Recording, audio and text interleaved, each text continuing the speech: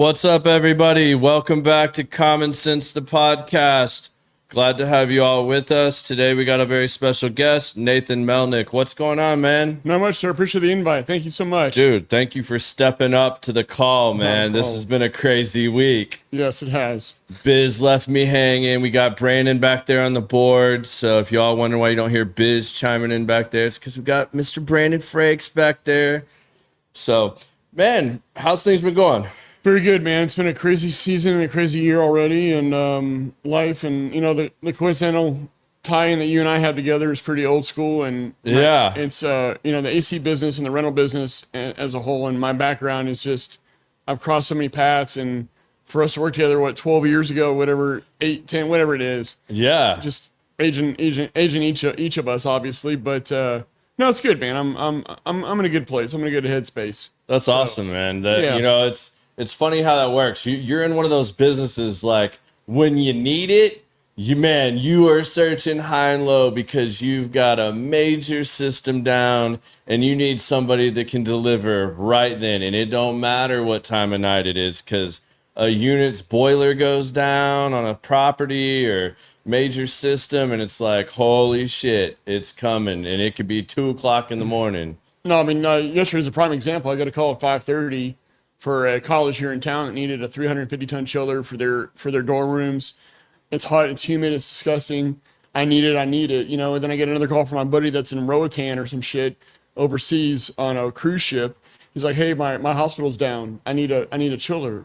My dude, I only have so much power and so much and I got a huge job up in Denton right now. And anyways, long story short, so much manpower and so much bandwidth of personalities that you're like, hey dude, can you work 30 hours today? Whatever. And when the hospital came up in 5 hours, we had them from 5:30. We were up and running by 10:30. Phenomenal. Overly impressed with my team. My other job, 5 a.m. this morning, they finally got done at the college. Ran by that today. I mean, it's a crazy business, and it's very cyclical, as we said, very seasonal, but it was 100 degrees yesterday and all shit just went amok, and phones ringing, and it's me, and I'm the only customer, and I need it now, but it's fun, it's challenging, and I started the business 15 years ago for a company called Texas Air Systems, and just to see the growth and the explosion that we've done in the last, again, 15 years is mind-blowing and phenomenal, and I've been able to bring a lot of key players from the other markets to our team. My buddies kind of work with me also that I've grown up with, or they work in other sectors of our business with Texas Air Parts and Texas Air Service and things like that. So it's been a good ride, man. I'm very blessed to be 48 and be where I'm at. I have 2 great kids and a great girlfriend and a pretty good life, great parents, and yeah, very, very lucky. Yeah, right on, man. That's awesome. I love hearing stories like that, man, because it's, especially for people looking to start out and, they're trying to find their way in whatever business it is. There's so many learning curves and roadblocks and pitfalls and the discipline and the, everything that it takes to get there. And then, to get someone like you that has been there and done that and, kind of forged your own way. That's really cool, man. It's great to share that with people because then they can kind of see how it's done, and maybe they get a time collapse a little bit, or maybe they don't have to make some of the same mistakes. Right, and and I'll never forget him. My son, Dylan, my son's baseball coach, said, "Gotta wanna." It's a gotta wanna attitude, and he was 6 years old, and there's all these t-ball kids that don't give a shit about anything but the grass and picking their nose and whatever else, and it's like these kids need to find their gotta wanna attitude, and that stuck with me over the last almost 12 years now.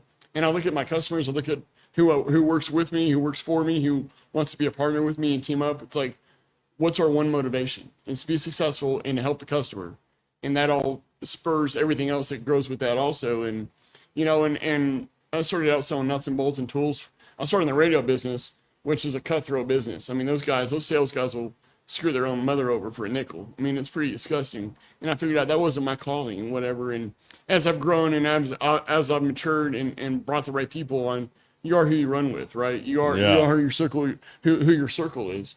And I've come to figure out that through all of this, the one thing I've learned is be humble, be appreciative, be positive, because tomorrow you don't know what happens. My buddy's kid was one of those friends that just got stabbed at the track meet, Yeah. Frisco track meet. There's a 17-year-old kid that didn't realize his life was going to be over 4 hours after he got to the track meet. Yep. That can be any of us, right? Yeah. Shit can happen like that. And it's just appreciate what you have, be thankful. Don't look to give horse in the mouth. You know, all the sayings that you've heard your parents have said or whatever. And, you know, and just bring your kids up and bringing your friends around and including them and being thoughtful, being gracious, being courteous. I think it's all keys of life and business as a whole. Yeah, and it's good when it comes together like that too. I mean, you also run into a lot of instances where sometimes tough decisions have to be made, and you know, it can't be, you know, cutting a friend or a family member, man, and like realizing like you have to make some of those decisions. They can be some of the toughest and most rewarding decisions you ever make. Right, and family's family, and no one's perfect, you know, and be grateful for where you're at, and there's someone worse off than you, right? And I mean, there's a situation with some family members of some friends of mine right now that, you know, they chose a path and they've been kind of blackballed, and it is what it is, and they'll figure out their path. We'll get on our path, and eventually we'll come back to a circle or to a point, and if not, then move on. And life's too short, right? Yeah.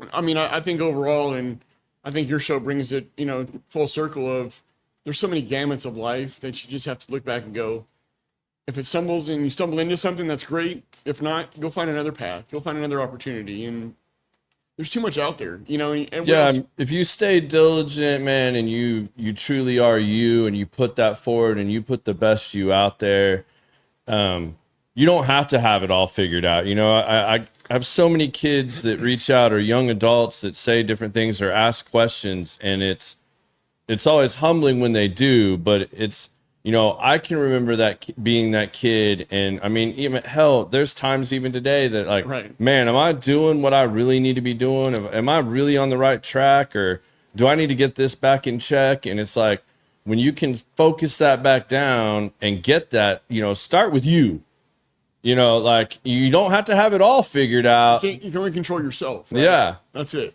Yeah, you don't have to have, you know, your passions and your purpose and everything figured out and aligned. Like sometimes you just have to keep going along and doing things to come to that point. Right. No, I agree. And you know, mentoring and being mentored is huge. And I've had some great people in my life. I've been very lucky with ex-bosses, or my boss now, who's like a friend of mine. He's a father. He's my confidant and has known me for 20 years in the business. And I lean on him for a lot, you know, and we talk about his shitty Eagles and I talk about my shitty Patriots, and, you know, it's a cause for communication and bondage and friends and friendship. Right. So is that where you grew up? Is up north? Well, I was born in Boston. Okay. After the blizzard of 78, my parents said, F this, and they left. And I've been in Dallas. I grew up in Carrollton. I went to Smith, and then I went to Turner, then I went to SFA for a while and tried that. What years were you at Smith? 91 to 93. Okay, so we would have, even if I did choose Smith over the Colony, we would have just missed each other. What year did you graduate? 98. You know Brian Newell? Yeah. So Brian Newell's a good friend of mine. That's okay. I don't know him well, but I mean, I went to school with him. I know who he is. Him and his brother, yeah. So, but yeah, so I mean, I ended up being crossed with a lot of the Carrollton kids because I was on that border where it was like, Colony or Newman, which one do you want to go to? Yeah. And you know, I chose the Colony. So. Which shit show do you want to go to? Yeah. Which of the lesser evils do you want? Right. You want to keep up with the Jones, or you want to be the Jones? Yeah. Or whatever, and then, you know, by the time my little brother started his freshman year, or actually I think it was his no, I think it would have been his senior year, Hebron opened up. Yeah. So then all those kids could either stay where they were, or they could be the first graduated class from Hebron. Well, yeah, and I had a bunch of friends, Taylor Morgan and some other guys that went there, and then what's his name that played baseball for the Rangers? T. Garden. Oh, yeah. So his mom was my counselor at Turner, which is a small world. Like, just ways that pass across. It's crazy, but it's been a good ride. I lived in Houston for 5 years and worked for Fastenal, and then I worked my way back to Dallas, and my son's about to be 18, so I've been here 17 years almost, and okay. My kids go to Reedy High School, and like I said, Dylan's about to graduate and go to Blinn and go to A&M after 2 or 3 years. And I said, go fuck off and do 4 to 6 years, and thankfully I can afford your stupidity. So go enjoy yourself and make smart choices. And then my daughter's a sophomore, about to be a junior. So again, you know, it's cool having the connections and the networking and the people in your life that you can go, hey, Garrett, what's up, dude? Like, Yeah. let's do something cool. And, you know, doing the comedy like I was at Dallas Comedy Club, again, getting outside that box and getting outside your comfort zone. And I think everybody should do it, you know, and just it differentiates yourself from a lot of other people and other crowds, just to say, hey, he's got the gall and the balls to do something. Why don't I do it? You know, and what's funny is my buddy Jeff Idlet was the one that said, hey, you see this comedy club thing? And I signed up in 5 seconds. He's like, you can do it? I go, already done, dude. It was an 8-week training class. It was badass. And I got out of my shell and did my stand-up and talked about me and my lower bowel movement issues and shit myself. And I got a whole 30-minute comedy skit about that and why I wear 3 t-shirts and all this other stuff. But again, it was just finding commonality and an opportunity to be different, you know, and that's what I think we get away from. That's awesome, man. Because I saw your post when you were talking about, you know, getting over public speaking fear. And I mean, someone with your background that's really pushing the needle forward and, you know, doing sales and wearing a lot of different hats in the business, it's almost the same as me. I can relate to it in the sense that, you know, I had been with Element for, at the time that this happened, I want to say it'd been like 15 years. I had just made partner and I went and bombed an event, you know, speaking in front of colleagues and peers, and I bombed it. I had 2 minutes to stand at a podium and give the company spiel, and a whole bunch of factors weighed in and played out, and oops, comedy was my plan. I was going to tell a joke, but then on the way to the stage and seeing everybody's fancy videos and everything else, I was like, this is a terrible idea. And then I broke down and I totally bombed it. And I went and signed up for speaking again, an event at Eagle Rise Summit that my buddy Jason Redmond runs. And that's what forced me to do it. You know, I very specifically hunted down something. I didn't want to just, you know, in my earlier years when I was in the corporate world, I did the Toastmasters and things like that. But that doesn't really completely prepare you for like public speaking. So you said, and I really wanted to dive into this with you. So you said your buddy just kind of threw out this comedy thing. What gave you the like instant, like, I'm going to do this and push myself because I'm not comfortable with that? Well, are you like that with everything, or is that just like one of those I'm very things? Spontaneous. It's my ADHD. Hence why I'm divorced kind of scenario of bad choices and, you know, and, you know, too much partying and too much socializing and whatever else. And, I mean, I used to stutter really bad when I was a kid. So bad, my sister used to have to say my name to get on the bus. That's how bad my elementary school stuff was. And I've come through that and I've realized just take a deep breath, you know, whatever. And I still, you know, I'll do that once in a while and go, all right, just chill, you know, and it's hypertension, it's anxiety, it's whatever. But, when Jeff sent that to me, I was just like, I kind of thought about it and I'm like, I need a push. And that was my push. Yeah. And it was easy to do. And I'm very quick witty. I'm not, as I came to find out, like I was telling you, I did a roast. I'm not that smart. Like that's a whole nother level of creativity and quickness. I'm good at, I can write down, you know, questions and statements and quotes and say stuff and do stuff or whatever. And that's kind of where I'm like, that's my niche. And I love to be that guy, funny in the circle. I'm black and white. There's no gray with me. And I'll say something inappropriate. I'm like I have a buddy that has a lazy eye terribly. And he's telling me how he had a bad car wreck. I go, and your eyes didn't straighten out, dude. Who knew? You know, I'm like, you fall in a well, you get kicked, you know, you fall in a well, your eyes go across, you get kicked by a donkey and your eyes go straight. Who knew, right? From, you know, Christmas vacation. And I'm like, Aaron, what the fuck, dude? I'm like, your eyes didn't go straight. It's like, fuck you. I'm like, it's just funny, dude. I'm not trying to be a dick, you know? Yeah. And, it's just, you know, stuff like that. And I don't know, life's too short, man. And I've been very lucky. I've been very blessed. I'm, you know, where I'm at and the freedoms that I've had and the trips I do and the exposure I've seen of Super Bowls to baseball games to hockey. I was just at the Stars game 2 nights ago. Seen some cool shit. And I hope everyone can have the opportunities and the gall to do and say and be them and not be somebody else that they're not. And that's the biggest point why I want to come on here is to say, you know, my kids are going, and my kids and everyone else's kids are going through shit every day, you know, with social media and yeah, you're instantly on blast nowadays. There's Yeah. like you get in a fight, it's worldwide instantly. I mean, and you can't fuck up and not that moment go away. never. I you mean, know? it's on the internet now permanently, man. Forever. That's a lot. That's a big problem. And I hate to say it, but I mean, the whole Austin thing, you know, really showed me the disgustingness of social media and of people and of the racism and the prejudice and I mean, it's black and white, literally and figuratively, right? And I'm not here to go Yeah. down that fucking dark hole of shit. Yeah. Right. But I mean, Austin was a great kid. I know his brother. His brother was with us on spring break. Good family. Whatever. Shit happens. People talk shit. Kids are kids, right? They're all Yeah. we're all Eddie Haskells, as I always say it, right? But no one deserves what the end result was, and I'm getting chills thinking about it. It's disgusting. I told both my kids, just think before you speak. Your dad's worse about it than anybody, but it's crazy how so much influence comes from the negativity of the environment that we're in.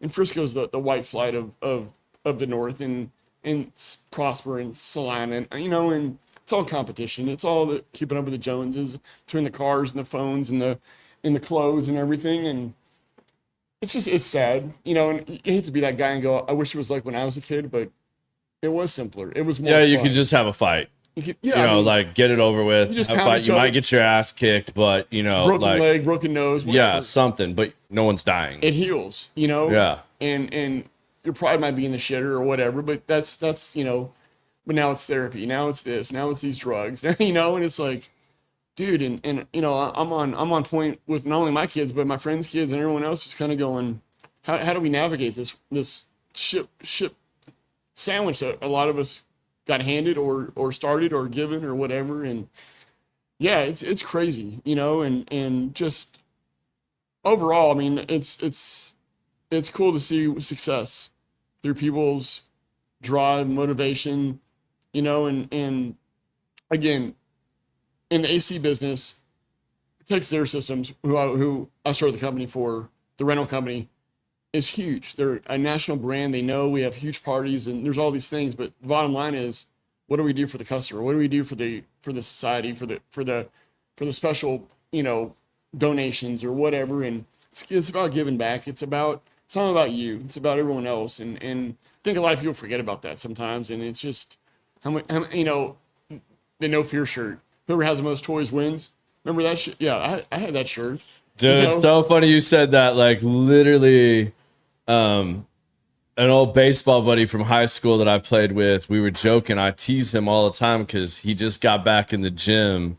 And when he shows up, man, he's always rocking the bandana and stuff. And he's Hispanic. And I was like telling him, like, you got to go full cholo. If you're going to wear that stupid bandana, man, like jack them socks up to your knees. I want to see the full effect, man. Like, Right. don't mess around. And he was like, bro, I mean, are you going to wear your like old no fear tank top that you wore to practice all the time? That's And I was awesome. like, if I had one, I would. And I was like, you know what? I bet I can find one of those online. So I literally got online, ordered me the old classic black one. Oh, yeah. It came in last week. And Badass. literally yesterday, I wore it to the gym and sent him a picture in the morning when I was at the gym. He's like, you are off your chain, man. Like, you really went and bought one of those? I'm Which like, saying was it? It was just the one Just with no the fear. logo on Just the no front that fear? said no fear. Okay, yeah. Yeah. I mean, like we had what was the other one we had? There's a couple of them. There was so many like that back then. I mean, some of those you can't do today. It's sad. Like, Yeah, you know, what was the one with the Big Dick Johnson or Right. whatever, Yeah. the Woody shirts or whatever? Yeah, I mean, just that whole line of I shit. can't even remember what those were, but like, it was crazy. Well, it's like but- Blazing Saddles, right? You can't never again. again, right? Or any other racist fucking just straight up shit show, you know? But yet, it's like you can in some areas, but you can't in others. Like Django, like, Right. all right, that's okay. And it's like when it's one way, that's where I get pissed off when people want to make it an issue, or it's funny one way but not the other. You know, like all the bullshit about the Super Bowl halftime show. Yeah. It's like, okay, like, you know, like everybody just like if you didn't understand it or it wasn't your cup of tea, you made a bunch of big statements about it and you had to like go out on social media and broadcast about it. And instead of just saying like, okay, it wasn't my cup of tea, but like, it was a great performance. It was cool. It like, you know, whatever, like It's always so, yeah. it has to be, you're either on this side or that side, you know, like, oh my God, Serena Williams crip walked. Well, she was kind of, I mean, like, did you know the whole story? Like, I mean, like, because at first, like, me and Biz had a whole, like, segment on this a few weeks ago where we talked about this because, you know, I wanted his perspective on it. And it was like, okay, well, this was my initial reaction, or this is what I thought. Like, what'd you think? Like, why is this such a thing, man? Like, I don't understand. I mean, like, do you not think the black community was, like, really into, like, the Creed halftime performance where you had half naked dudes flying around like angels or whatever on trapeze and ribbons and shit all over? I bet that wasn't their thing. Right. Or like some of these where you have like, you know, kids are all watching Circus Olay or whatever. It's like, it's wild to me, man. What kind of family did you grow up in, man? I mean, you have a bunch of brothers, sisters, or you only child? Younger sister, 3 years younger, and it's funny as I've talked about it more and more with my girlfriend and friends and whatever. And my memory sucks from I had COVID back in 20 and 21, and my memory is just a shit show. It sucks. Yeah. And my taste buds are all jacked up. But anyways, back to I mean, I had a rough childhood, being Jewish and going through a lot of those trials and tribulations, a lot of racism, a lot of just shit stuff. Hence why I changed high schools. There was a couple kids who, to this day, I thought someone could get hit by a bus, it'd be like cool, like up there throwing the bone out there. So I went through some shit. That's why I went to Turner my last 2 years, which was great. Met my real friends and really got moving. But my dad worked his ass off. He was a CEO of or CFO or accounting controller of a couple of different companies. And my mom was a stay-at-home mom, so she was there. And my sister was basketball and volleyball, and I just kind of floated and lived with my friends my junior and senior year of high school, basically, and partied and worked. And I was working at a baseball card shop for a while, and I've had 60-something jobs, man. I've done it all, from Subway to TCBY to Foot Locker to baseball. I mean, I've done it all. I'm very, very lucky there. But a lot of different experiences, man, and like a lot of different to find your path and like what sales. It was that it was sales, as it turns out, right? Yeah. You know, and yeah, then I got into radio business and got to see Jordan's last year, which was kind of cool when he come to AAC. And so anyways, I was, I mean, pretty crazy, but not too bad. I mean, I was very lucky. And, you know, I don't know if I was depressed or I went through all these other issues and stuff like kids are today. You know, we didn't have those discussions nor topics, I guess, really brought up like they are with social media and all the other shit today, right? But no, it was a good life, and my parents got by. I had a '78 Dodge Aspen station wagon. That was my pimp mobile, and my dad thought I could throw a mattress in the back and get laid all the time. And I'm like, your son's a tool, Dad. That ain't flying, you know. And I was a crash test dummy with cars and terrible driver, and still to this day, terrible. But you know, I make it do, and my kids are pretty calm and chill, and my daughter's just like me, and my son's like my ex-wife, and it's crazy how that whole gene pool flows out and rolls downhill, you know. And my parents and my sister live in Georgetown, a street over from each other. It's like the Barones, basically. And they do their thing, and I can see them every once in a while, but just pretty. I mean, I'm a pretty chill guy, dude. I just either hang out with a girlfriend, and I do a lot of sporting events, Rangers and Stars games and stuff, and Mavs, and work too much, and I love what I do. I love the company. HVAC Rental is a great company, and it's a great legacy that I've been able to start for everybody to blow up and go. And it's gone from an I to a we to an S. We still people, and if and when I do pass away or die, it'll be like, hey, dude, this was the guy that thought of the idea, and it was a fun experiment that we tried. And now it's grown exponentially, and because of my boss, Steve, and other people. So it's pretty cool. Yeah, take us through that experience. Like, take us back to when you decided to start the business and like how that came about. Because I think that's a pretty cool story for you to share with everybody, and kind of how that went, how it started out, and like kind of, you know, how it evolved. Well, no, I mean, I think it started out in college as bartending and being a goof off and, and slinging drinks and making money and cash and living that lifestyle like I was. And then, Fastenal was one that came after that I went after, and I worked for them for about 3 years off and on. I worked for them for 3 years in Houston, and just happened to quit my job and go work for another company and make cold calls up in Humble, and called in this company called New Temp. And it was a small rental company of chillers and like the ice rink in Frisco and the ice rink in Grapevine. Yeah. That's all my stuff out there.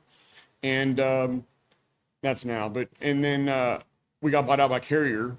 I thought that was the biggest, positive that could happen. That was the biggest shit show ever. And through my contractual agreement, I said, move me up to Dallas. Let me open a business here. So I opened an office for them here.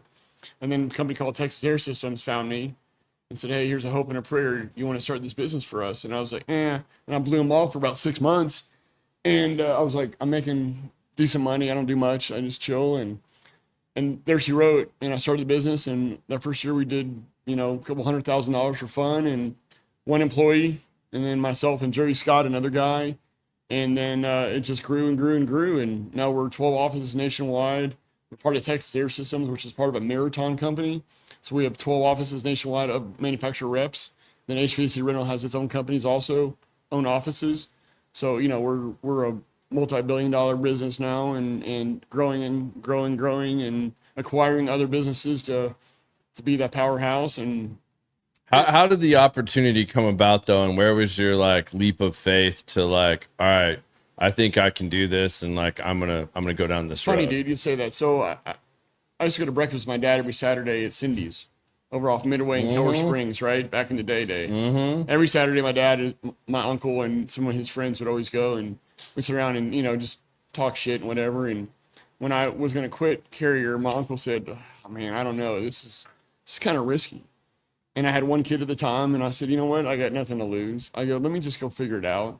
And I don't know, that wasn't my personality, but I knew that I was good at sales. I knew I was good at relationships, but not to the level that I figured out I was until after I got to Texas Air. And that business is built on relationships and partnerships. Everybody's a friend. Everyone's a family member. And then business comes third hand or fourth hand. And that's kind of where I really grew into, I think, the success that we are as today, and we, or us, however you want to phrase it, doesn't matter. But it was a hope and a prayer. It really was. And I mean, again, that first year I barely did anything, and then it grew 30, 35, 40% every year. And now it's been 15, it was 15 years in February that I've been here. And just to see, again, my friends that come about and have grown with us, and other opportunities that have been found. And what's cool about the rental business is it's a one-stop shop for anything and everything. And I've sold everything. I've sold porta potties. I put my face on the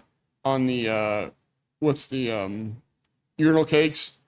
You saw that on my Facebook page. Yeah. I put and everyone, so we do a big Texas Live every year, March Madness / Texas Live deal. And I was like, hey boss, let's put my face. Everyone's asking for my face on a urinal cake.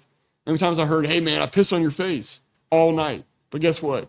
No other rental guys got that said to him or remembered. And I have that all over LinkedIn. I got all over, it's about being different. It's about exposing yourself and being open and just letting the walls down. And I mean, I'm all about making fun of myself, making fun of others. There's nothing negative about it. There's nothing malicious about it. I'm not trying to be a dick, and my son's about to come work for us in the next month or so. He's excited about the opportunity before he goes to school, just to be around it. And he's been pushing spot coolers and pointing at boilers and chillers since he was in a car seat. Boiler, chiller, and that's memories, right? Good, bad, and ugly. That's the little things in life. And I was listening to the Ticket today, and I was when I worked for ESPN Radio. This is a funny story. I was on Ticket when Mark Cuban, when they did that Dairy Queen. Remember with Tom Arnold and Mark Cuban? So I was working. So ESPN goes, hey, go down there and go fuck with them and and whatever. So I went down there in the little ESPN bus, and I went down there, and I'll never forget the Ticket guys giving me shit. They're like, hey, does Newey Scruggs eat all the time? And is he, is he that fat? And can you see his wiener? And but that was exposure that my friends were like, dude, I heard you on the radio. And again, exposure. And yeah. I got to meet Cuban and Tom Arnold, and you know, it's those life experiences. I've been to the Super Bowl because of Texas Air and because of my friends. I was at the best game ever on the Patriots Falcons game, right? Cool shit, man. Cool shit that not a lot of people can say they've done. And I really, as I look back, it's the wow, and cherish what you have, because again, like that can go. And you know, and talking to my girlfriend about both of our parents, all of our parents are healthy and living, and 75 to 70, whatever. And not a lot of people have that luxury and that luck. And I see it on Facebook. Oh, I wish my mom was here for Mother's Day, or Father's Day. And, hey, Dad, love you. Hey, Mom, and it's just, again, I mean, I guess this whole thing, I guess, is about appreciate what you have, be grateful for what you have, and don't the dog and the bone theory. I talk about that a lot. You know, that old cartoon when you're kids with the dog, the bone, he looks at the water and sees a bigger bone. So he drops his bone and goes, no, he doesn't have shit. Right? I mean, that's to a T, right? It's like, go, what money you have, use it wisely. You can't spend it 6 feet down, so spend it 6 feet up, and I don't want my kids to have a dime when I walk out of here. I told my parents, burn every dime you have. I don't want your shit. Go enjoy your life. I think, and those that have it, great. If you don't, figure out how to get it. If you can't, then keep working. Yeah. And I mean, with the economy and the shit going on right now and everything, I mean, it's nuts. Yeah. And, again, that's metal, but you know what I mean? It's like, I feel bad for a lot of people that have the struggles in the food and whatever. What tomorrow brings, who knows? What were maybe some of the challenges, though? What were some things you struggled with as you're like starting this business out and really growing it? Like, because I mean, obviously there are things like sales and marketing and networking came natural to you. Right. What was the harder part? Was it managing people? Was it training and recruiting people? Like, what did you actually struggle with at first? That maybe it's a strong point now, because I think a lot of people also find out that when you accept what a weakness is or something you struggle with, and then you work to get better at it or master that, it might end up actually being your superpower. So it was, how was I going to grow this business? And I got great players around me, great friends, great partners. I'm not going to name any names, but I got really good people that have helped me grow this, and I thank them every day. I'm like, I wouldn't be here without you, because I'm not that guy. I'm not the operations guy. I'm not organized. I'm an ADHD. I love to sell. I was telling Bernie Blackman, who holds HVAC Rental together right now for us, I feel like, in a sense, I was like, this isn't my role. I don't want to go babysit the back of the house. I'm the front of the house guy. Yeah. Let me go bang the streets and find the opportunities and whatever. I need people putting orders in. I need putting, quotes together, but whatever. So I think I've always been a good business-minded person to bring the resources in to take care of the stuff that I don't want to deal with. And now I got 3 or 4 people on my inside team. I got a project manager. I got this and that and whatever. And because of the business, because of the growth of myself and others, we've been able to bring other tools in to help accommodate that stuff, where I don't have to do all that shit. Dude, I used to do the freight. I used to pay the vendors. I used to organize the vendors, get the POs. I got people for all that stuff now. So I can go fuck off and hang out with my kids, or go do things and go take customers out and go to lunch and not micromanage the small. But I think you still kind of see that in you, because you kind of talked about growing up where you were bullied really bad. You had a terrible stutter and everything. Like, that wouldn't lend you to think that you would be a very outgoing, well-spoken, charismatic sales guy that builds relationships and stuff. It would probably lend you to shy away from a lot of that more. But you've always pushed that, and I think recognizing something like that and then deciding and making those decisions at different points in your life to push yourself and get past those things and put yourself in the different situations and environments, that's key. Because I'll never forget this. I had a great friend of ours on here, Luciano, man. Like, he is one of my favorite people in the entire world to have a conversation with.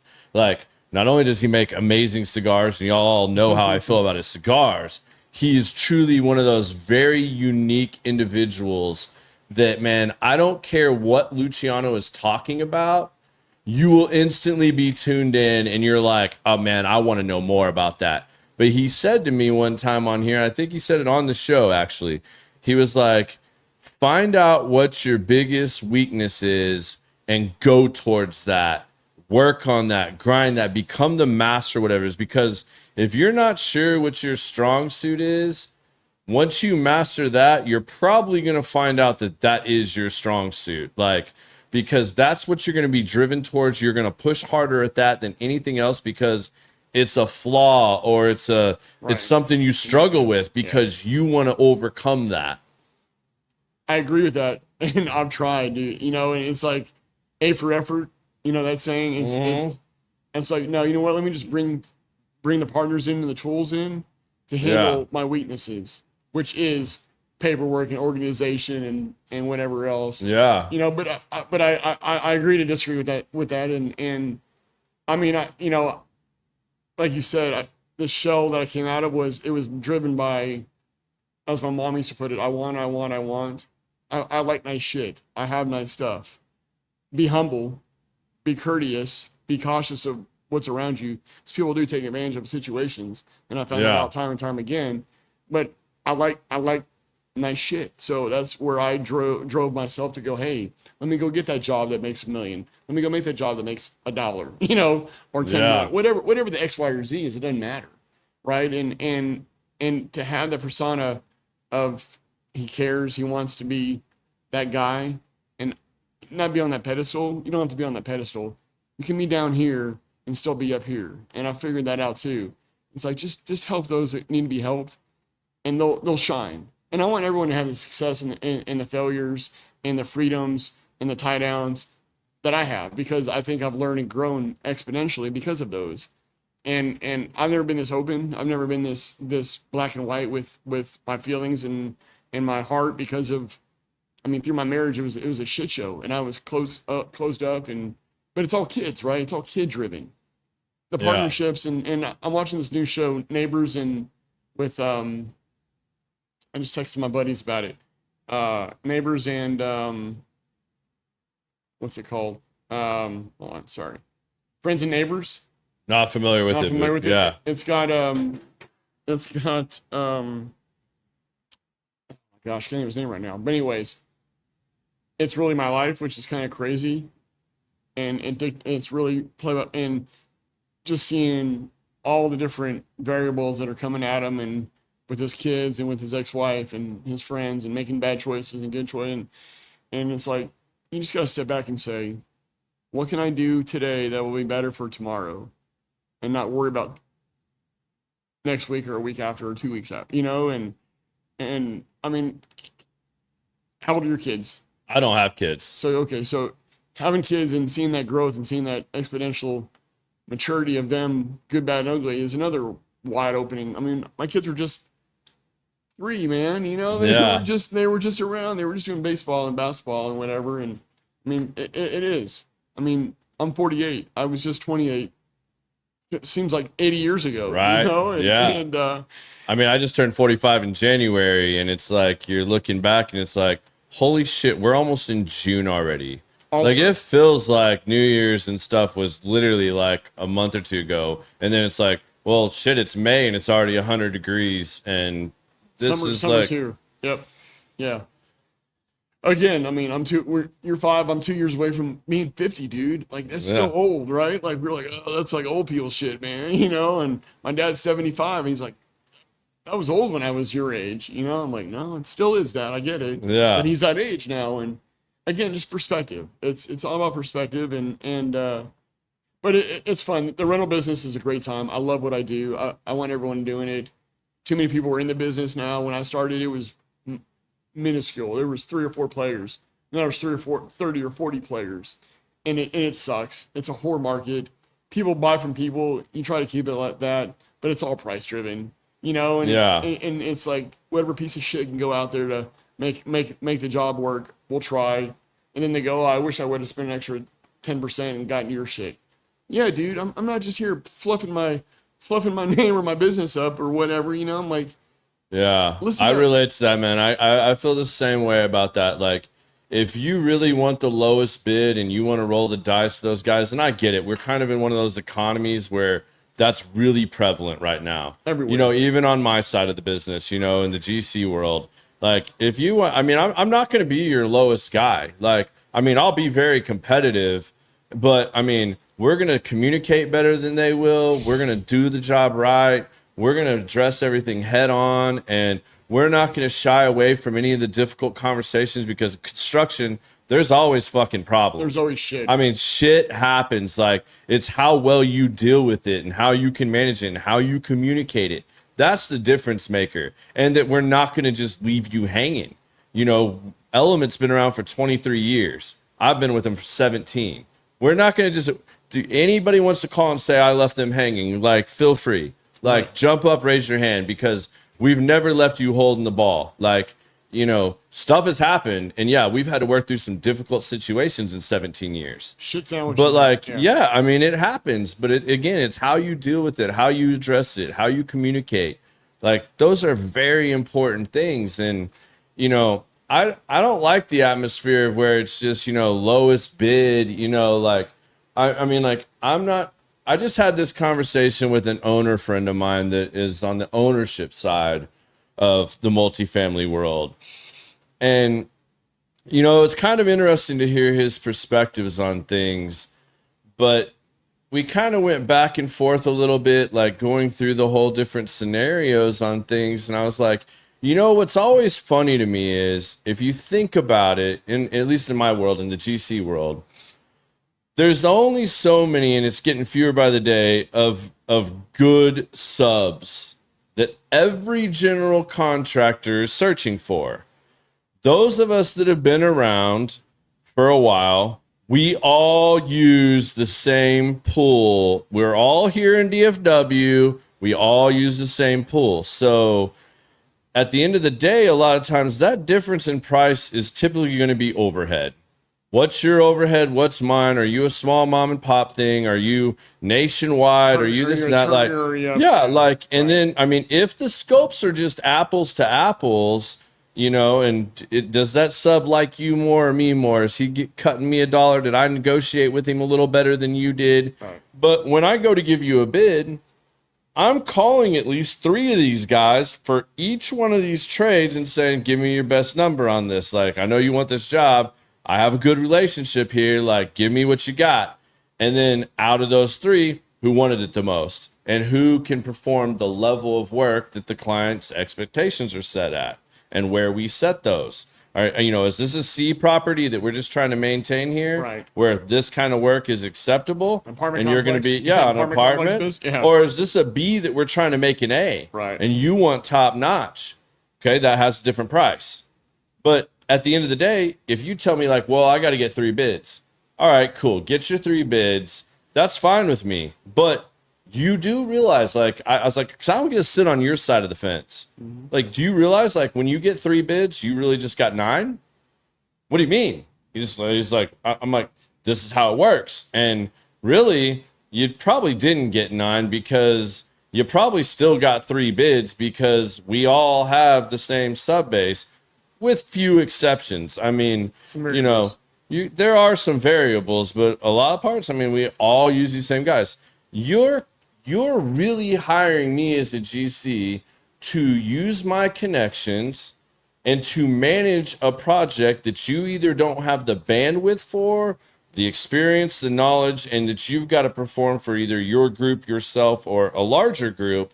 So really, you're bringing me in to help you on your end. Look good. So yeah, so like we're all working for the same person at the end of the day, because if you're bringing me to your client that you're servicing as a manager or owner operator, you know, you got a boss too. Right. So we're all trying to be on the same team here and do the best thing. So really where these conversations should be going a lot more in my mind, and where I try to take them, is what kind of communication are you getting? What kind of access do you have? Like, what are your updates? What do your reports look like? Where are you at here? Because that's a big difference for us. Like, and is when you get these scopes, like, man, nothing pisses me off more than these bullshit spreadsheet scopes that are all over the place and not detailed, man. Like, how do you walk that job at the end to verify everything's done? Mine's very specific. I mean, I'm sure you don't just send out a quote, here's generator.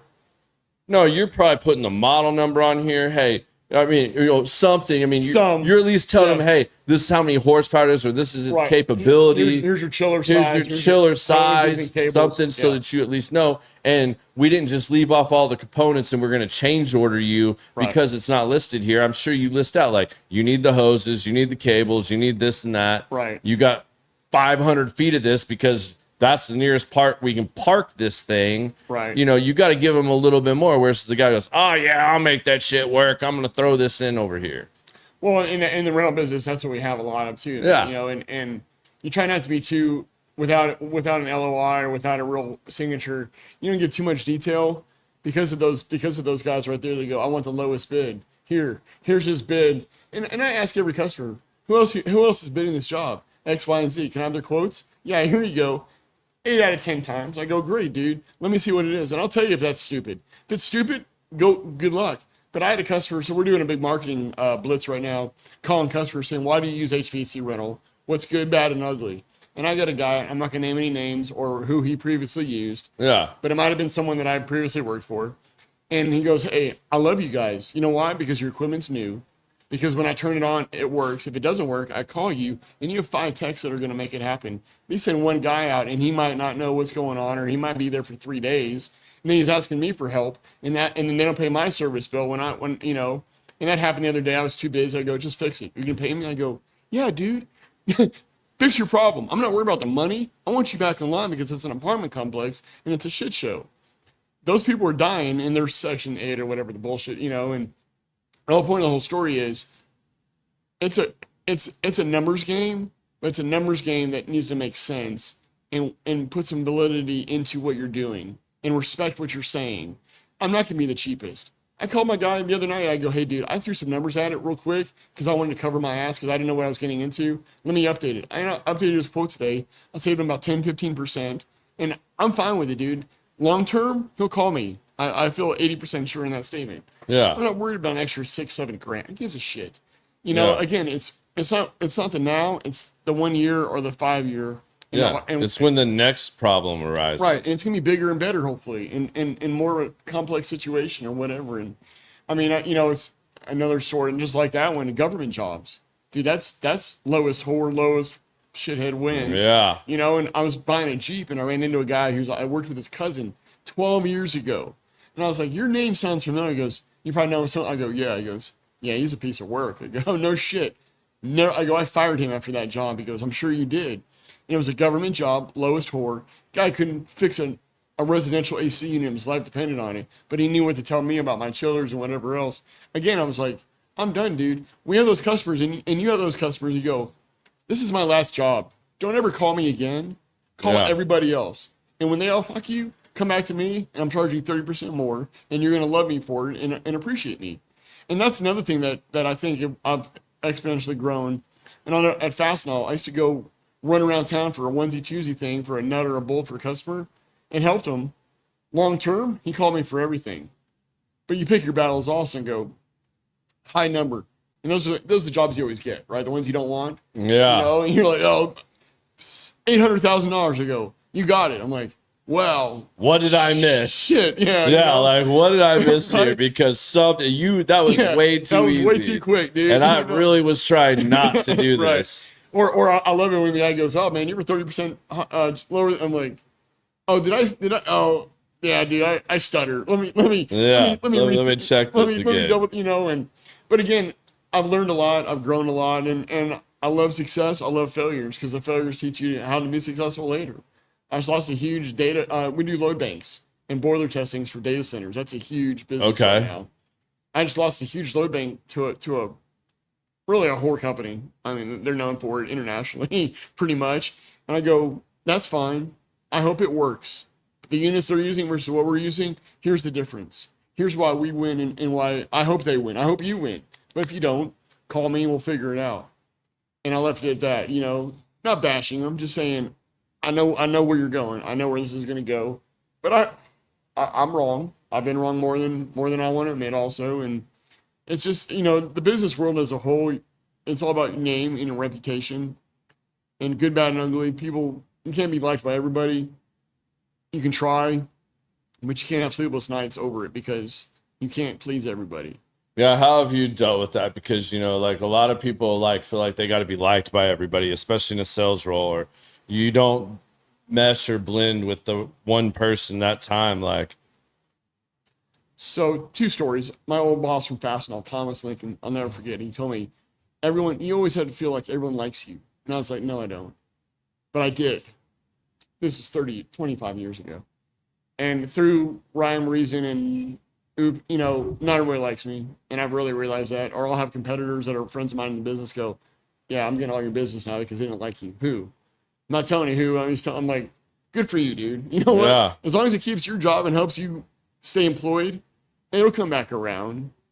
There's loyalty 80% of the time, 20% of the time, 30% of the time, there's not. You know, it's just do your best, put your best foot forward. Your word is only good you have, right? yeah. Actions speak louder than words. It sounds like you're pretty good at being authentically you. I try to be, you know, and it's a game. It's a card game. It's a shuffle game. It's a mind game. And then we're all selling cold air. My dad used to tell, oh yeah, my son sells cold air. That's what I did, right? Yeah. I'm like, Dad, that's about right, give or take. We're all selling the same refrigerant spot cooler unit or the same chiller that makes cold water. It's how you do it. It's right, because people said for years you'll never sell water in a bottle. Right. Right? When we were kids. Air. Hey, or air out of a machine. You know, let me sell you clean air. Just like that's like Louisville right there. You know that, right? Yeah. Trust me, we're all getting a staph infection drinking that shit. Yeah. You know, but no, I mean that's all you have, and that's what I try to instill in my kids. I'm like, if you say you're gonna go do something, don't fuck it off and just whatever. It reminds me of the joke I heard a while ago about the lady that called her husband to tell her how she went to get her tires rotated and they upsold her and charged her $300 for premium air in her tires. You know, like same deal, dude. Same thing. Same thing, man. I mean, there's one born every minute, right? Yeah. But no, I mean, I think, and I think you've seen it more than anything with all the different people and the different personalities and facets of business. And there's so much opportunity out there. Just have that gotta want attitude and give a shit and do what you love. When I worked at the baseball card shop, I loved baseball cards. I was that kid with the briefcase. My friends make fun of me on my bicycle, you know, like fucking, you know, like Leave It to Beaver kind of look, you know, and I that's where I was 24/7. I had about 1 or 2 good friends, and that was it. But that was my life. When we got robbed, he'd call me Saturday morning and go, Nathan, come in. I had a photographic memory before bong resin, molten hops, and all the other stupid shit that I've done in my life. Yeah. And I'd say, oh yeah, Mickey Mantle, Maris, like all the shit that was stolen, 1968, 69, 71. And good and bad that led to a lot of other success, you know, and I'm full of so much useless shit in my head where the useful stuff doesn't always take precedence, which sucks. Whether it's my memories of my kids or memories of my girlfriend, she gets mad at me because I forget shit. I'm like, I know. I'm like, yeah, you know, but I can tell you about, you know, a chiller job that I got going on or whatever, right? It's like selective memory and stuff. And you can go by Loba and all that stuff and whatever. That doesn't work. You know, that's all bullshit. That's all placebos. But I quit drinking. I quit smoking. I'm pretty much minus my unhealthy sugar crackhead shit that I eat. I mean, I am a sugar crackhead, terrible in Celsius. I haven't had sugar in almost 2 months. Like you're just killing me, making me think about it right now. Dude. Watching Brandon drink this like really great bourbon over there from Iron Root. I'm sure it's sugary also. You right? know, you got your Coca-Cola here. Not that I'm a soda person. Sorry, dude, but I would have got water, man. Oh no, you're good. You're good. Soda's actually never been a thing for me. Like, but yeah, the bourbon over there, like, man, I've been eyeballing that out of the side. Well, and 9 more days. Yeah, it's delicious. I used to be a big Crown and Coke guy and all that shit, and you know, I wonder why I was hungover and just stupid. And then I went to vodka and soda because that way I was gluten tolerance and acid reflux and all this other shit. And then I was like, what am I doing? Getting old's fun, right? Yeah, it's gorgeous, man. It's for the birds, you know. And my neck and my back, and I've had shoulder surgeries and you know this, that, or whatever, and yeah, just be that guy, you know. I don't mind being the DD all the time. And my friends would be like, "Oh, come on, let's do Fireball." It's, you know, I'm like, you're fucking 48, dude. I get it. Yeah. Let's, or they're all doing the other shit. I'm like, no, I'm good, man. I never did all that other crap because I want to tell my kids not to do it when they grew up. And I was Yeah. like, yeah. And I mean, weeds, nothing. That's like the front grass. That should be legal, but we're in the Bible Belt of America, and that ain't ever happening. Just like gambling and shit, We'll see. We'll see. But Yeah. a lot of CBD stores. But no, I mean, again, trials and tribulations of life has brought me full circle just to go, it's fun. It should be fun. You should wake up every day and go, what can I do to be better, right? Where does that drive and that passion stay for you, though? Because it sounds like you've achieved a lot of the big goals you had set out for yourself, and now you're at a point in your life where you're just really enjoying it and maintaining it. But, like, what still gives you that drive to stay there, man? And to still keep the foot on the pedal? I mean, I said a lot. And I go through burnout stages a lot. I love what I do. I'm frustrated with where I'm at right now, but I'm so entrenched and so engulfed in my circle of where I'm at business-wise and the people. I could never get out of the rental business. I mean, as much as I would, quote-unquote, love to, it's just me. Yeah. Can I go do this by myself and make tenfold and more money? Probably, but why? I got a company that's nationally known. I'm a shareholder in the company, blah, blah, blah, blah, blah. All the ducks are... as we have set this up, it's like now I'm on cruise control, just trying to figure out how to maintain and help others grow and mentor the younger kids, my son, others, whomevers, and I got 7 years in me. I keep saying 55. I don't know. If I can work less than I am now, which would be kind of hard, and make decent money, I guess I'll get buried. I don't know, but to answer your question, it's hard. It really is hard. But then, watching that show, he gets laid off from his job, and he's like a market stock guy, Day trader, whatever, yeah. Making shit pots of money. And I'm like, if I got fired tomorrow, like, what would do that to my morale? Like, what dark spot would I go in? Would I go to the dark spot? Would I go reach for that or this or that or Well, that's a tough thing to think about when, like, you're used to one thing and then circumstances change or people grow apart and, things evolve. And it's like, how do you still find it? I mean, like, that can be very challenging, and to, like, still feel like you have a purpose or what you thought was your purpose, maybe changing slightly, or your passion, you can't be on 110 all the time, man. You're going to hit those peaks and valleys. So I'm just curious. I mean, it's definitely something that I've battled off and on throughout my career. And, a lot of people struggle with that. Some people go down and don't come back up. Like they stay stuck in those ruts. So, right. I mean, I know you've had a lot of different roles and you've done a lot of different things. So I was just curious as to, like, where you really find that, like, what is it still for your kids? Is it, where does it go? Because, like, someone like me, I can't really relate to that. Right. I'm not trying to leave a legacy for my kids. I'm trying to leave a legacy for me and my wife to live the type of life we want to live. Right. And yeah, I'm kind of like you, man. Yeah, I like nice things. I have expensive cigar taste. I have expensive bourbon taste. I like watches. You name it, man. I can find some things, but I agree. yeah. Well, and that's what drives me. I think it's toys. I have nice cars. I got a lake house. I got a house in Frisco. I get nice shit. Yeah. And I guess, again, the legacy I leave for my kids drive me and motivate me every morning. I text my kids every morning and every night. I love you. Good morning. Every day. Yeah. I call my daughter at 8:00 every day on FaceTime. My customers don't precede her. She's my it. Yeah. Right. My son's leaving in 2 months. I'm like, hey, what can we do? What can we bring people over to the house? Whatever. That's what motivates me to get up. And, my girlfriend, every morning we talk and she's like, what are you doing today? I'm like, I don't know. I'll drive around aimlessly and just go do shit. Go run errands or go to job sites like today. Yeah. All my job sites and took pictures.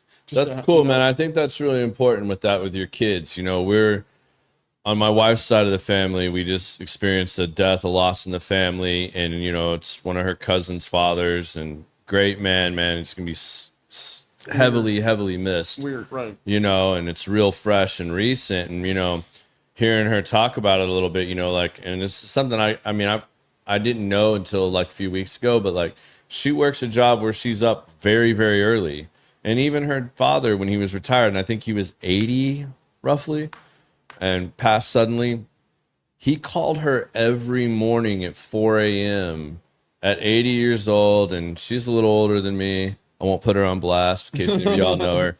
She'll fucking kill me or drug me with her needles and make me think I lost a kidney or something. Her favorite threat. Yeah. But, you know, I just, you know, that really stuck with me and stung, like, you know, like, man, damn, like, how do you fill that void? You know, like, you know, you're used every day. I mean, that's going to be one of those milestones, because I know I lost my father when I was 24.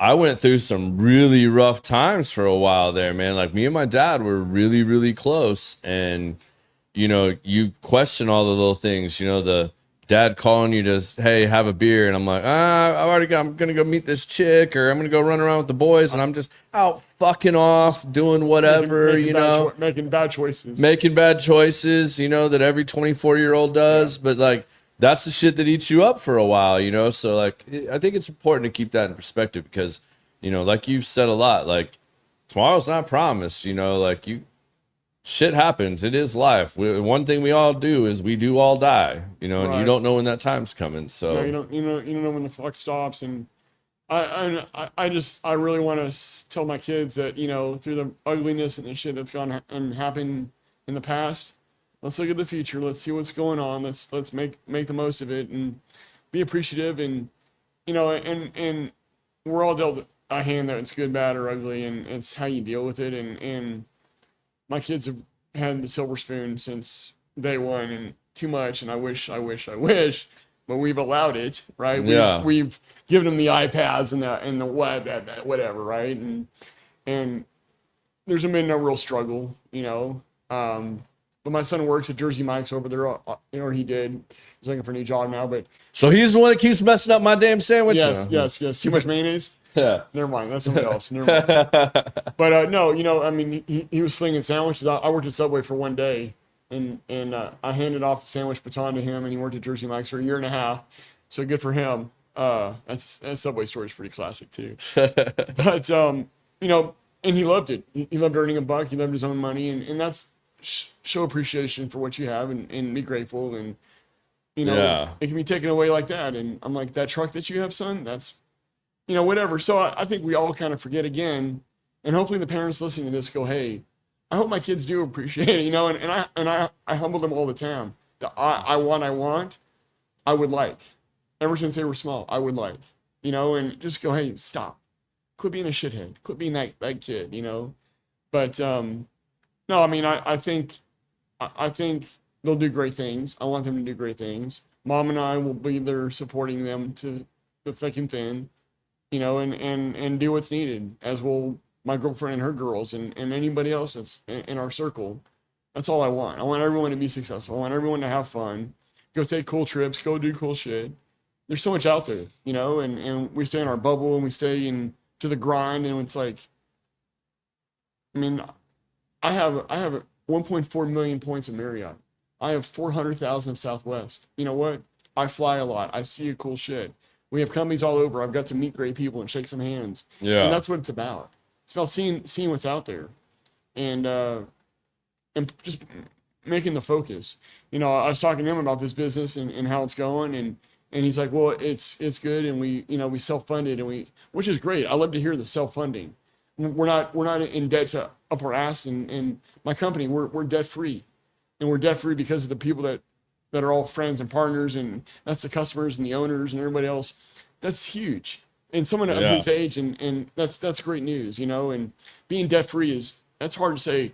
I mean, the average person's in debt for shit pots of money, and you know, absolutely. I mean, the numbers are asinine. That keeping up with the Joneses game, man, can be deadly, man. When you've always got to have the newest, coolest, biggest, baddest toy, and you get leverage to the max, man. Like, whew, I feel sorry for some of those individuals, because when shit does go south, man, that's a reality check that like a lot of people can't really handle, and that changes the game for some people. There's no digging out of it sometimes. Yeah. Sadly. I mean, yeah. I mean, arrogance and egos and stuff like that, man, they can be the death of you real fast, man, if you don't have a good grasp on that. And I mean, and I think a lot of people struggle with that. Like, I'm already sure, like, I'm sitting here thinking about this, like, what have you done to really find the faith to stay with things, and to also be humble at the same time, because you've gone through these things, and like you said, you like nice things and you work hard, but you do other things. I know somebody, like, if you pop in here just on a quick things, like, you could come off as very arrogant, and like, I'm like, but I don't see it that way. You know, I see it as you're very driven and you're like laser focused, and you've got this drive. So like it's not coming from that place. No. So, but a lot of people struggle with those things, especially people that are new to money. Like, you know, I was just listening to another friend of mine when I was making some introductions with some different people the other day in a meeting, and he was talking about how, you know, at 18, you know, I became a professional golfer. I made a lot of money, and I started running around with different circles and stuff like that. And to me, I thought that was like, you know, fuck, I'm making really good money. And then I got around these other guys and like, man, that ain't shit. Yeah. Like, you want to see real money? Come mentor with me. Come see what I'm doing. And now he's running big investment portfolios and doing amazing things, but he found those mentors along the way. But he had to be humbled a little bit along the way. So how have you found that way, and how did that come into play for you? Well, again, circling myself with the right people. I got a buddy that owns an electrical company that's very well off. And that was through his hard work and perseverance and dedication and focus. And he's a likable dude. Right? Yeah. Just be a likable guy. You know, he doesn't like everybody. Yeah. He doesn't talk about it. I'm a little more black and white about stuff. And I'm like, that dude's a douchebag, or, you know, and not saying that I'm not a douchebag, or I've done stupid shit, you know, but I think it's really just paying it forward, being, you know, it's a right to not be flashy, but show what you got and give it back. Yeah, you know? confidence is different too. Like, right, you know, and you know, New Hope. I don't know if you're familiar with that. It's down in Argyle area. Yeah, they give back to special needs and military. My daughter was doing that it's a horse therapy session. Yep. You know what? I saw their Christmas list on Facebook last year, and I go, fuck it, and I bought all of it. It's like $1,000, $1,500. I go, you know what? Pay it forward. And it was the most meaningful thing to them and to myself. I loved it, you know, and other organizations and special needs. My daughter loves special needs children and adults. She wants to be a special needs teacher. I'm like, you ain't gonna make shit. You better find either your parents living in their house or a good husband. But she's got the heart of gold, you know, and she's been through some trials and tribulations, but her focus, she's laser focused in that right now at 16, That's about awesome. 16. And it's awesome. I don't have the patience for that. I barely the patience for my own shit. We're all in the special needs realm of a lot of stuff. I mean, each of us, right? We have our ticks and our quirks, but and again, all you want to do is have two good humans that you bring up, and that's all. You know, my son wants to go in engineering. She wants to do special needs. Great, whatever. Don't give a shit. Just be good people. Don't get pregnant. Don't knock anybody up. And focus on your careers and just set yourself up. Set yourself up. Do the storybook as best as you can, you know, and you know, some people have Texas weddings. We know what those are. Kids first and then the wedding, you know, good for you. That's your choice or whatever. And that's, you know, thank God through all my trials and tribulations, that didn't happen. Thank God. But, you know, I dated, I got married, I had kids, I got divorced. Page 7, page 9, you know, it's all in the same book. It's called the 50-50 book. We all live it. We're all in it, you know, and again, what happened in the past is the past. And people like to dwell on that and really sit on that and really harp on that. Thankfully, my memory doesn't allow a lot of that for me, thankfully, and apart. But the next, it's like, what's tomorrow? What trips can we do? What customers can I help? Where can I get someone out of the grind, or, you know, and you know, the ice ring I was telling you about. I love the ice rinks. It's not a profitable business, but it's a fun business. I love the kids skating. I love the smiles. My buddy, his name is Pierre Piani. He used to skate for the International, and then he worked for the Stars for a while.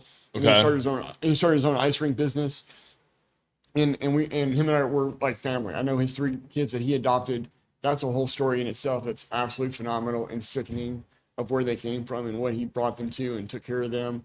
But again, doing good for others. Yeah. You know, and it's people like that that really make me appreciate and thrive and grow and make me want to get up every morning and do something for somebody or something or whatever else, you know? Absolutely. How did you, this is a big thing we talk about on the show a lot because it comes up all the time and I get asked this question a lot. And I think each individual has their own way of doing it, but you throw out the word, find good mentors or get the right circle, you know. How did you go about developing the relationships with the mentors that you have that have turned into those key mentors for you? And how do you try to go about giving back in that same way? Well, like I said, my boss, Steve Howell, was one of them that I met 20 years ago. Yeah. And there was just common ground. When I said jump, he'd fly from Philadelphia and come work with me and help me go find the job or close the situation. Because he saw the drive, he saw the Gadawan in me.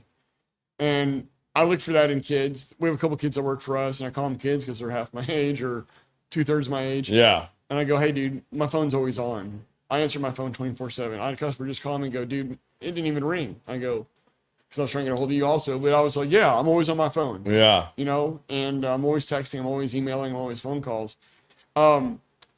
It's just trying to find a work-life balance that is key. And I didn't find that at an early age, and I'm finding it later on. And it's teaching that to a buddy of mine's got 4 kids.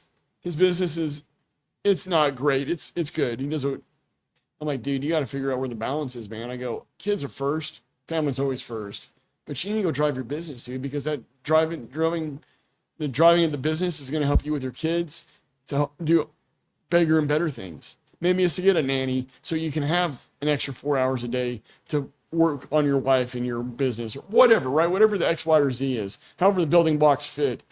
And that's where I've figured out that the choice I have led me to go do other things and take my kids and get them away from the hustle and bustle and bullshit of Frisco or hustle and bustle of school or work or whatever. Or go take a trip, you know, or go do Cabo or do cool shit that my parents couldn't afford, didn't have the time or could afford, you know. And my dad's like, you know, to be you. I go, stop. There's a little more than just what's on the outer side, and there's a lot up here, and you know, it's a lot of balance, and it's a lot of coming to Jesus, as I call it, time of going, all right, what's next? What you know, what's the next step? Or what can I do to help? And what can I do to I keep saying it, but just to be better, you know, and just make someone else better. And, you know, I look forward to after this going, hey man, what can I do to help you out for whatever? I don't give a shit, dude.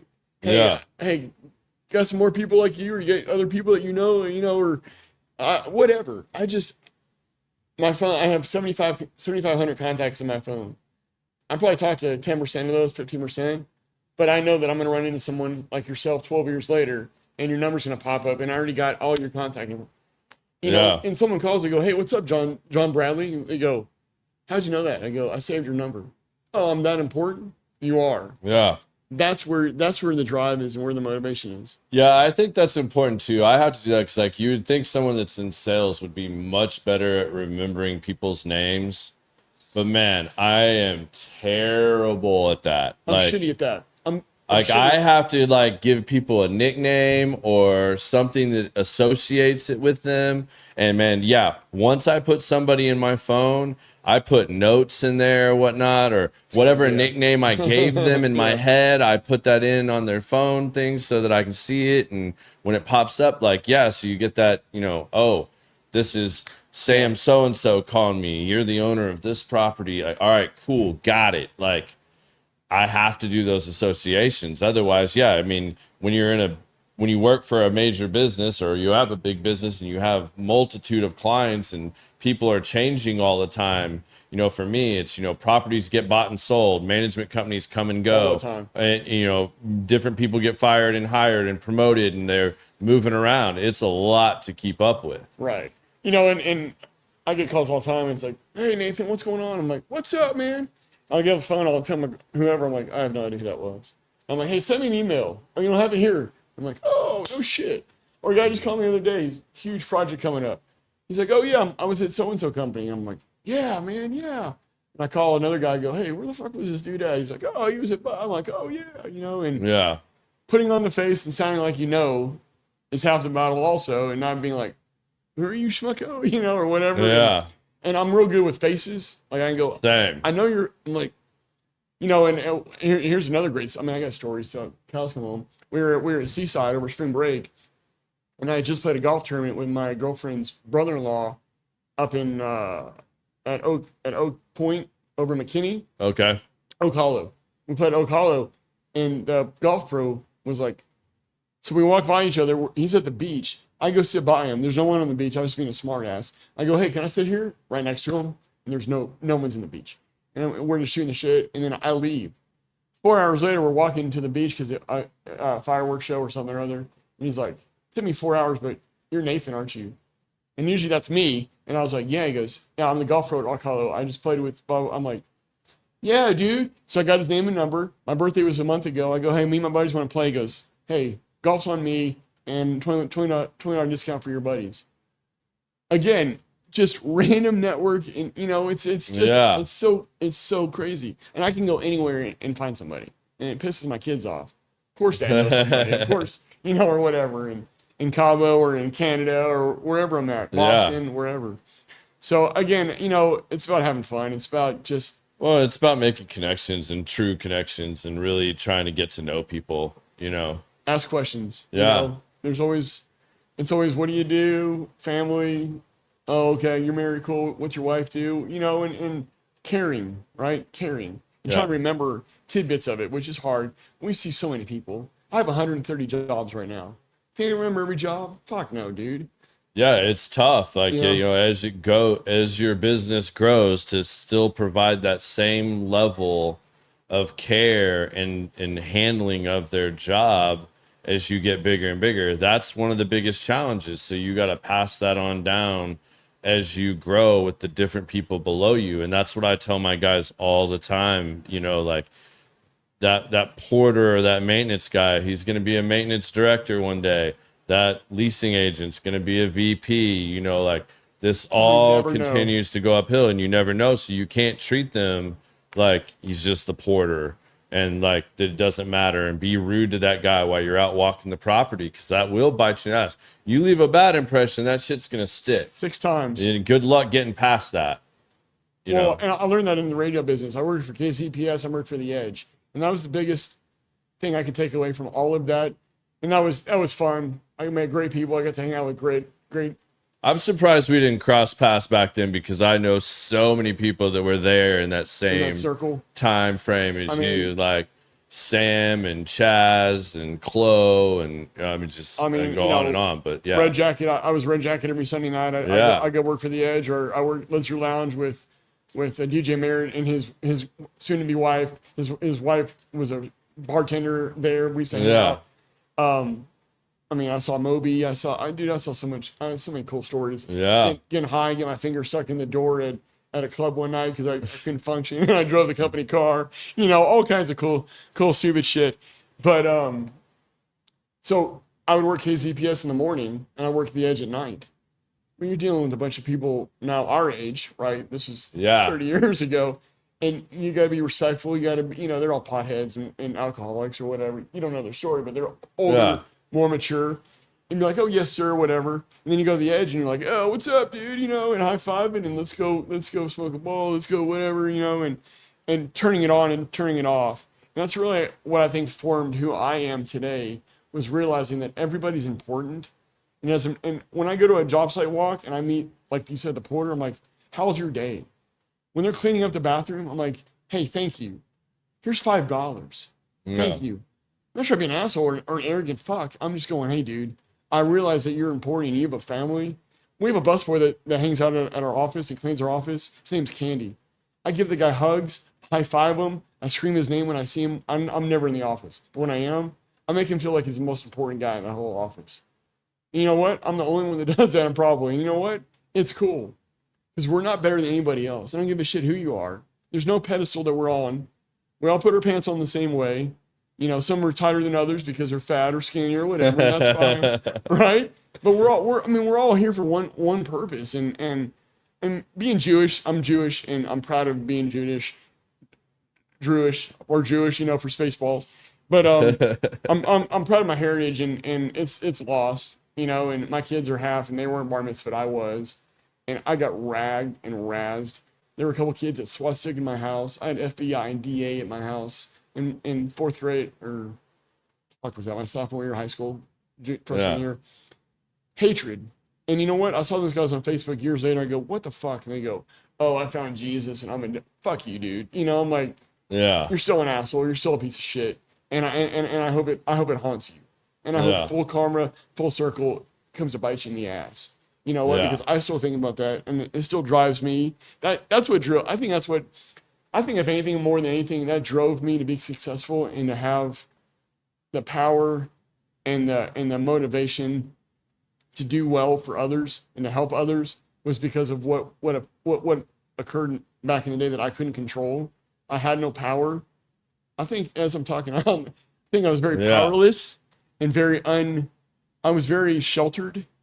I didn't do anything. I didn't socialize. I didn't sports. I didn't do that. And my son's got some of that, sadly, with anxiety and some other shit, and not being out and not being that kid, because I was him, you know? Yeah. And I see it. I'm like, hey dude, let's go, and I'm good. You know, I'm good.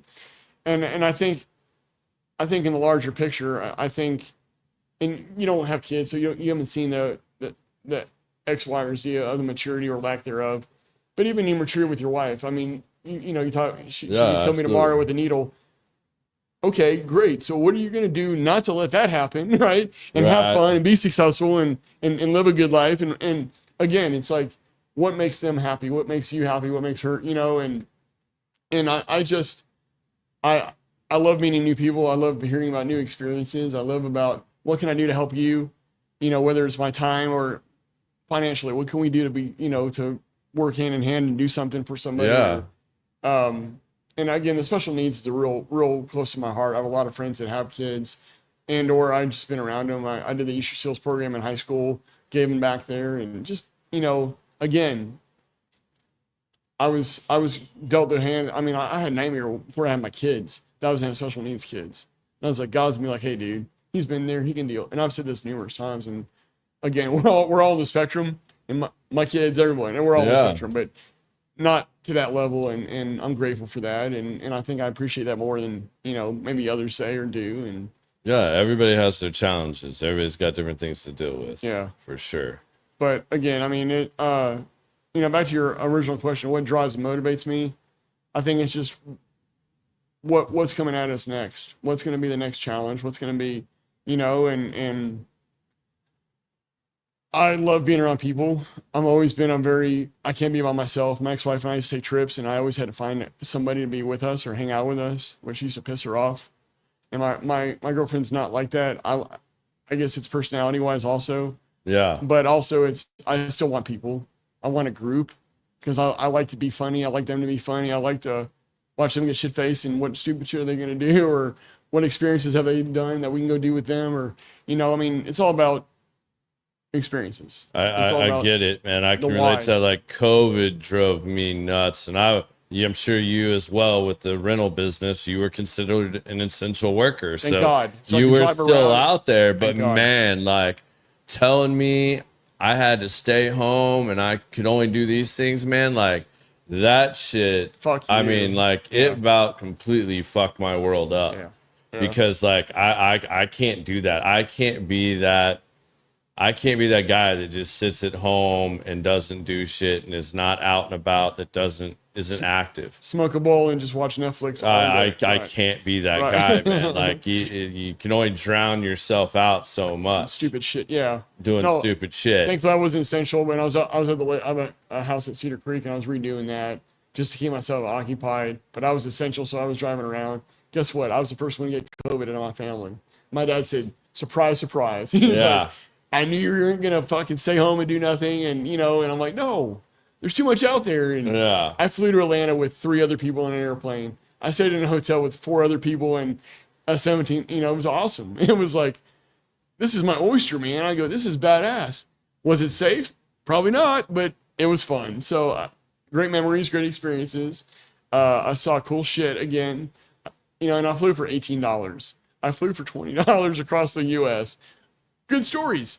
Yeah. Never happen again. It'll never happen in our lifetime. Right. I did it, you know, and you did it, and we did it, and whatever. And yeah, I mean, it's fun to see just everything, and that's 5 years ago.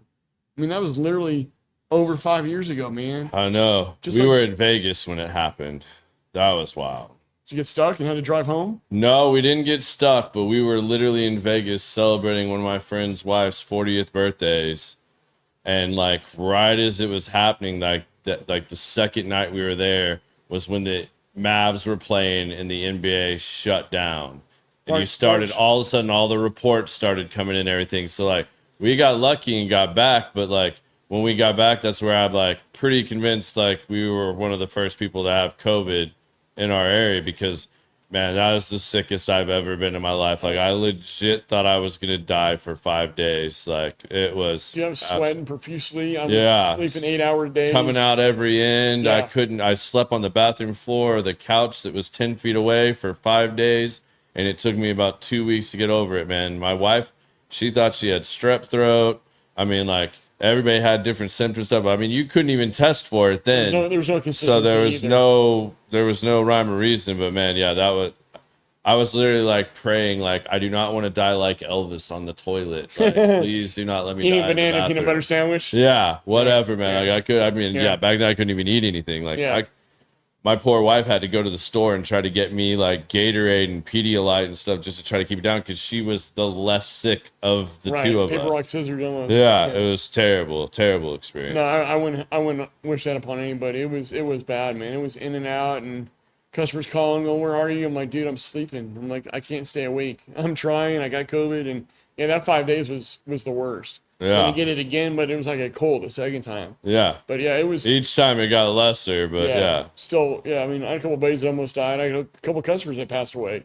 Yeah. A couple from DSI, a couple from Dynatin, a couple. I mean, people that I'm sure you know or heard of. Yeah. And my buddy's mom, the underlying disease situation, Right. passed away from it. You know, and no, I mean, it's crazy to think that was one of our times of life, and hopefully no one ever has to go through that. Yeah, shit again. hopefully don't have anything even remotely like that ever again. That would be great. But So what's next for you, man? Like what are you shooting for now coming up the rest of this year in 2026? Like where do you plan to take things? Like what's on the horizon for you? yeah, so like I said, it's my son graduating next week, which is huge, and him going off to college and finding himself and my daughter getting through sophomore year and getting through the summer and doing stuff, and me taking trips. I'm going to Colorado. Going to Spain in September, which I'm excited about. Where are for you 10 going to days. Spain? We're going to Madrid. I love Madrid. I've never been out of the country, literally out of the country. So You're in for a treat, my man. If I could have my exact same job, maintain the same lifestyle I have right now, I would. If it wasn't for my niece and nephew, I would move to Spain right now. Like, but I actually liked Barcelona better than Madrid. Me and my wife fight about this all the time.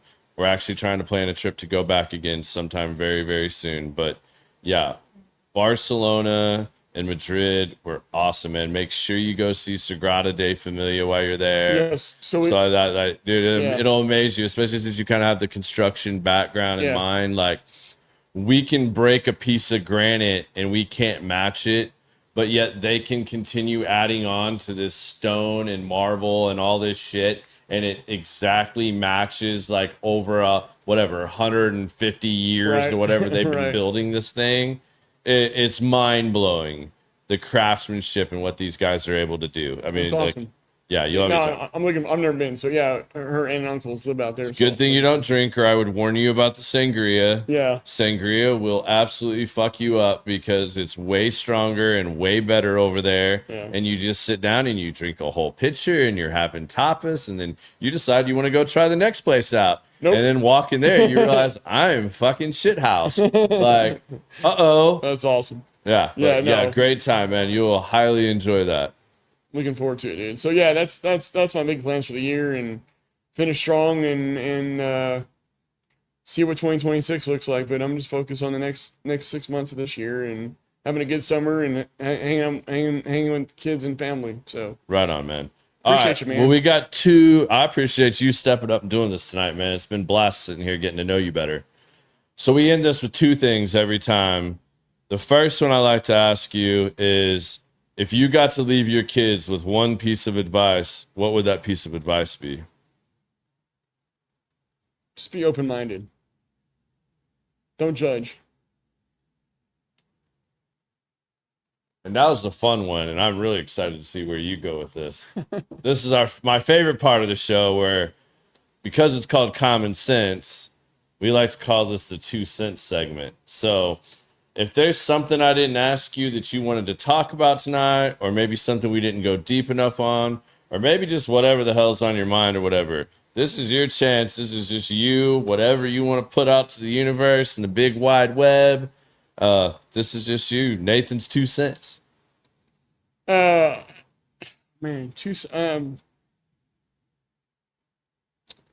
I don't know, man. I'm so appreciative of people like you that give me the opportunity to do something like this. This is cool. None of my friends have ever done this. Nobody. Oh, right on, man. You know, my comedy, no one would ever do that. Yeah. I think I've been very, very lucky with what I've surrounded myself with to have opportunities like this. This is cool shit. No one in my family's ever done anything like this. No one wants to put their face on a stage. Yeah. I'm thankful that I have the attitude and the personality just to say fuck it and be me. Yeah, I'm grateful you did too. And like for people that need to know this, I think it's important to share that. Like, have you felt like you're live on a podcast this entire time? I mean, we've been talking for almost 2 hours now. No, that's what's crazy. I mean, I think you and I obviously have a lot of commonality, Right. which helps. But we didn't know each other real well. Not at all. Walking into this, like, we met once, maybe twice, like Right. 12 years ago. Right. We were still friends on Facebook. And you guys, this is an opportunity that does come up, and you want to do something, let's try it out. As long as you got a story and like this vibes with what we're doing here and talking about, man, I'm cool. Like, I put it out there. I posted you guys because I was kind of in a bind. I didn't have a guest.